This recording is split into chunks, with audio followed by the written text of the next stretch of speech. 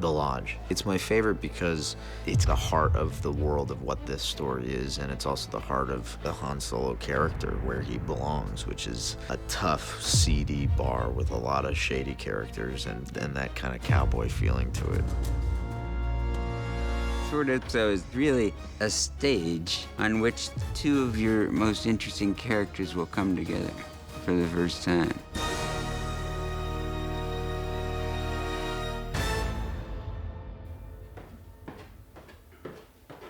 Hi, I'm Neil Lamont. I'm the production designer of the Han Solo story.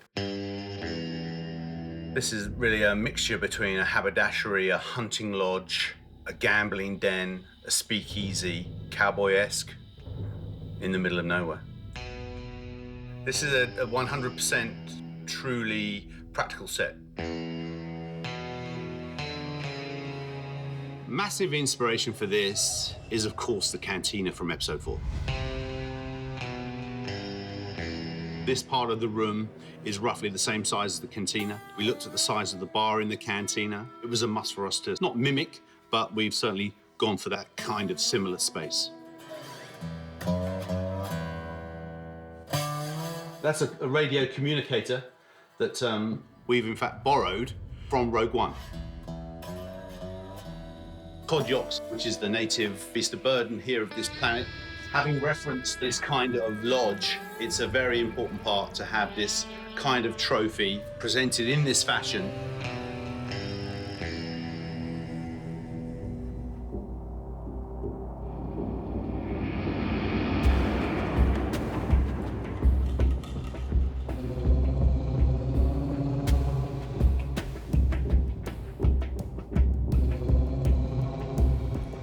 Bradford started in visual arts, and then he became a cinematographer.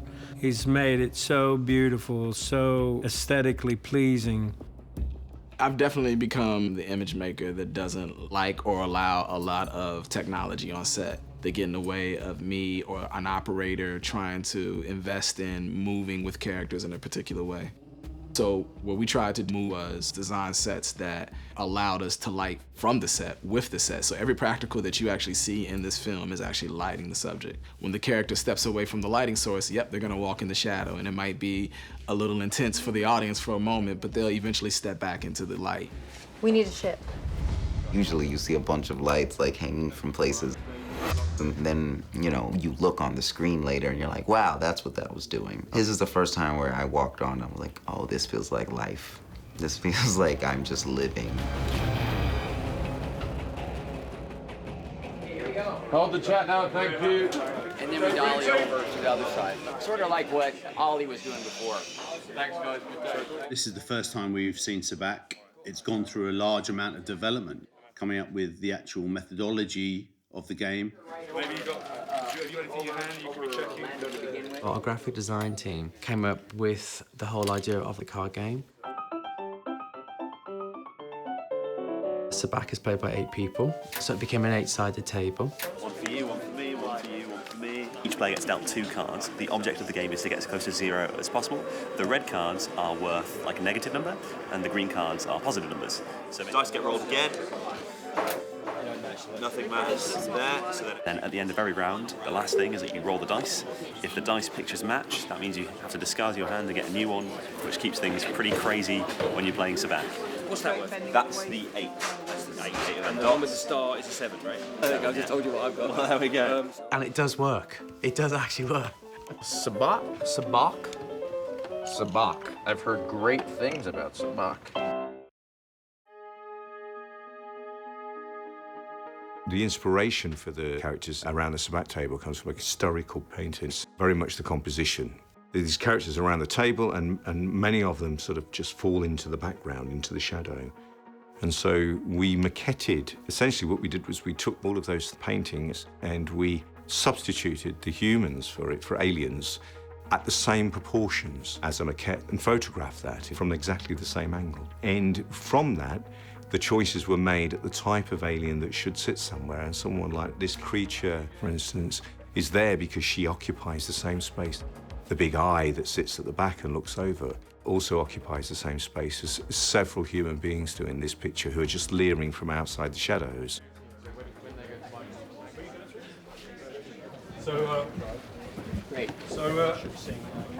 So you can't see a thing, can you? Who's this the map?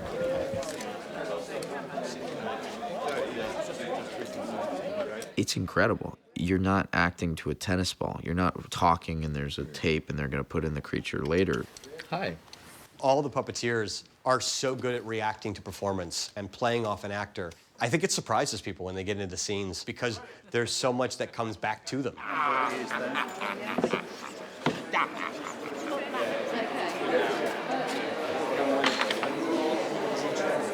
They designed these creatures in such detail. Like, the skin looks and feels real. The way they move is incredible. Give us another one. I want peanuts and those fishy snacks. The creatures, I think, are probably the most exciting part. When the cameras are rolling, there's something very magical, and it just means you can rest that bit of your imagination and believe for a second that you're actually in a bar with all these creatures. There's a duck-billed creature that he starts to eat his cards and pieces go flying everywhere. I like that little bunny that Warwick Davis played that came up to me. Now you're gonna see him better, right on? There's an amazing six-eyed creature that sits next to Han at the table, who has this amazing animatronic head. It was a perfect place for a character like this to play essentially a poker game. The ability to be able to look at anyone's cards at any one time. Eyes on your own hand. All of them. I see that one. Down. All of that just adds to the atmosphere of such a cool environment. Ready, and everybody's playing, looking at their cards, and action. I'll raise you however much this is.